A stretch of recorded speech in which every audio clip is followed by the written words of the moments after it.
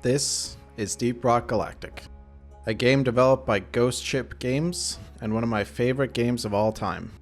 Maybe you've heard of it, but chances are you haven't.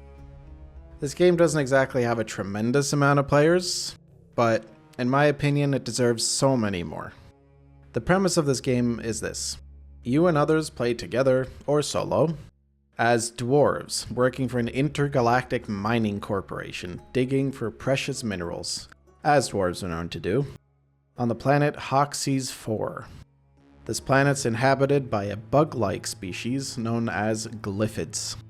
They do not like strangers, so you end up having to fight for the minerals if you want to take them with you.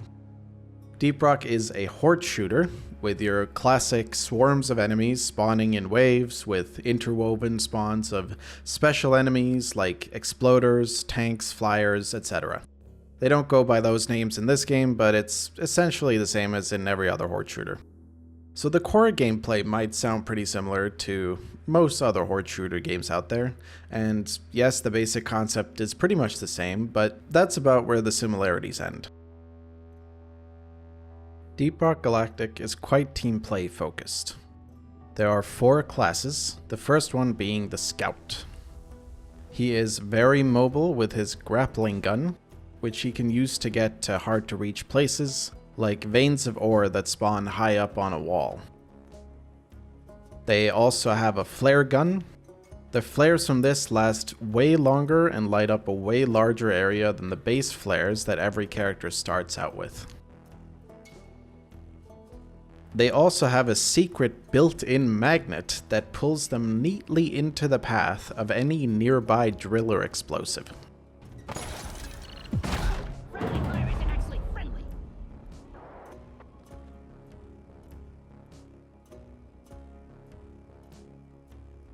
The Engineer, a classic builder-type class who can put down automatic sentry turrets.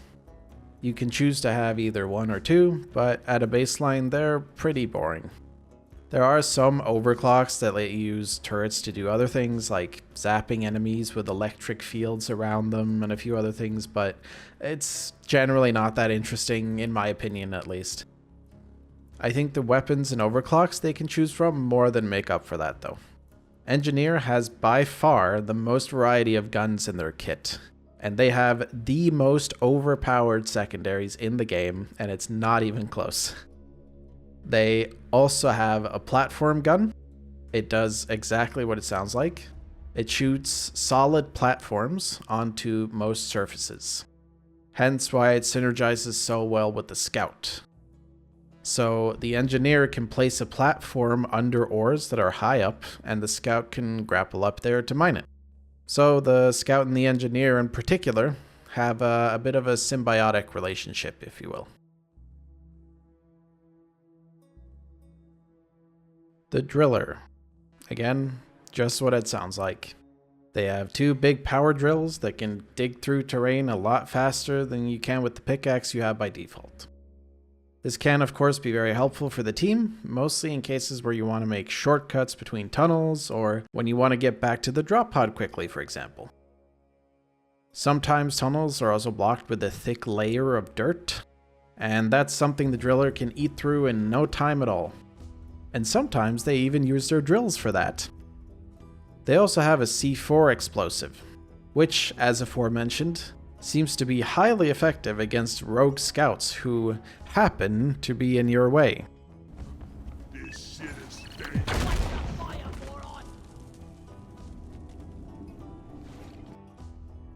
The Gunner is, you guessed it, a guy with a big gun.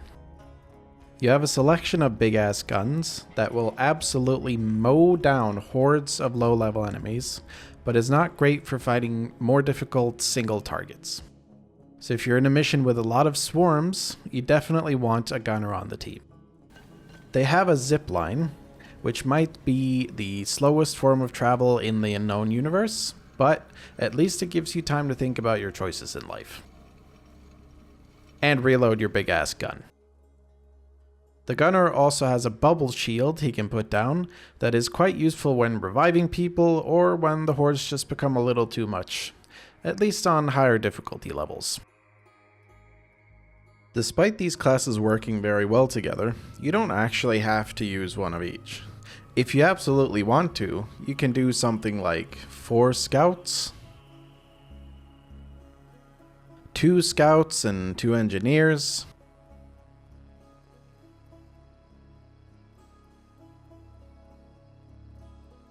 or one of my personal favorites, 4 gunners. You might be the most immobile, utility-lacking bunch of idiots this planet has ever seen, but those hordes don't stand a fucking chance against the bullet hell you will rain down upon them. Every single bug within a mile radius will be torn to shreds within seconds of entering the field of vision of the gunner squad. So you can do a lot of funny stuff with just team compositions alone. Each class also has a variety of different guns, all having generally the same vibe, except for Engineer, who's a special boy, but different guns nonetheless. The guns themselves aren't insane, but what really makes a build is the gun modifications, called overclocks. These can be everything from giving you a bigger magazine, or a faster fire rate, to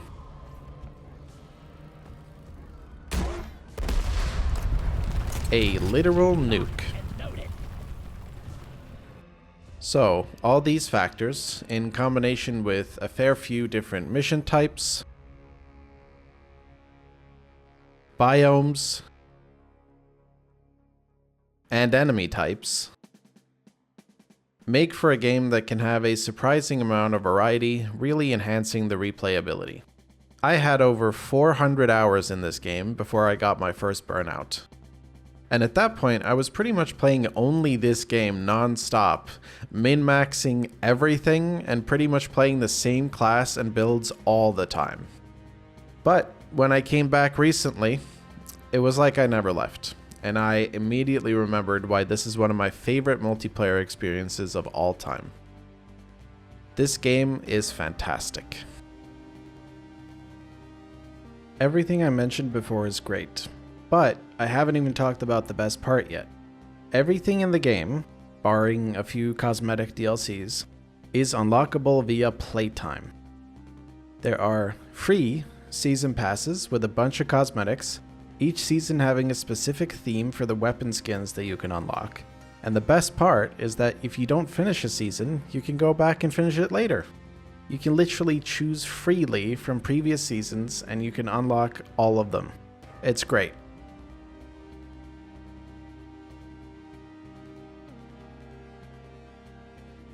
They also have special events during all the big holidays, usually having some form of special cosmetics that are earnable for a limited time. But, once again, if you don't earn these cosmetics during the events, they are added into the normal loot pool and you'll be able to earn them at random from things like in-mission events. So in this game, there is no such thing as FOMO, or pay to win. At the moment, the game is about 26 euros or 29 US dollars. But like I said, everything in the game is earnable. No microtransactions at all. They do release optional cosmetics DLCs sometimes, but because the players love the game and the devs so much, basically everyone buys them, myself included. And if that doesn't tell you that the dev team actually listens and focuses on making a good game, I don't know what would. Speaking of the dev team, Ghost Ship games are fantastic. Not only have they done all of the aforementioned stuff in the game, but they're also great when it comes to communicating with the players and actually listening to their wants and needs, Activision. Sorry, I'm getting a bit ahead of myself. They also have a weekly stream where some of their team members play Deep Rock together while talking to chat and answering any questions they may have. It's just so refreshing to see devs that actually care about what the players want and also admit to making mistakes when the players clearly dislike something. Ghost Ship games are the complete polar opposite of a company that I've grown to hate with every fiber of my being, namely Activision. And that's the reason I'm making this video in the first place. I do want to spread the word about DRG because I love the game so much and I want everyone to play it. But the main reason is to display what happens when you actually listen to your player base. Activision has been really pissing me off in recent years with their greedy, manipulative, money-hungry, lying practices. I've been playing a lot of Warzone lately, and that game is the perfect example of what a complete disconnect between the players and the devs can do to a game. And because Warzone is pretty much one of a kind in the Battle Royale genre, they have been allowed to do whatever the fuck they want with it for the past 5 years. And after the recent fiasco that is the re-release of the Verdansk map, despite Activision claiming it was a huge success because of the data, I think it's finally starting to sink in for even the most casual players that Call of Duty is not in a good state. And as long as people keep buying skins and financing this garbage company, it's never going to. And it might be time to look in the direction of other games. Like, for example, Deep Rock Galactic. Now, Deep Rock might not be a Battle Royale game, but boy is it a good game. Yes, the player base might be considerably smaller than that of Call of Duty, but then again, Call of Duty has existed since 2003, Deep Rock being released in 2018. 99% of the players love DRG and the dev team. And the game also has an overwhelmingly positive rating on Steam with over 270,000 reviews. That's pretty fucking good.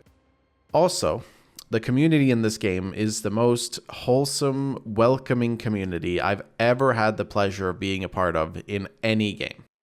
And we all collectively share one brain cell.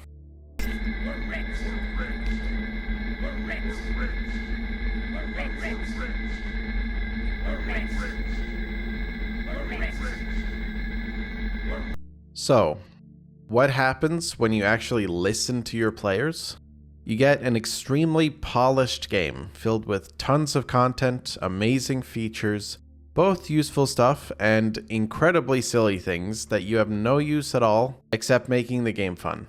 You also get a community filled with great people who are always willing to help out new players and give all their love to the dev team, even going as far as to buy every single DLC just to show how much they appreciate the devs.